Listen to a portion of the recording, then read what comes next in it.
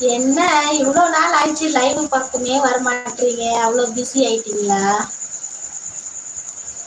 எப்படி போகுது இந்த சேனல்? பண்ற இது நடத்துறீங்களா நடத்தலையா? உங்க வீடியோஸ் எல்லாம் காட்டவே மாட்டேங்குதிய. சீக்கிரம் டாலர்ஸ் எல்லாம் காசா மாறி உங்க கையில வர வாழ்த்து. ஐயோ, வரணும் பிரதர், வரணும். அதுக்குதான் 1.5 வருஷமா கஷ்டப்பட்டுருக்கிறேன். வரணும் வரணும்.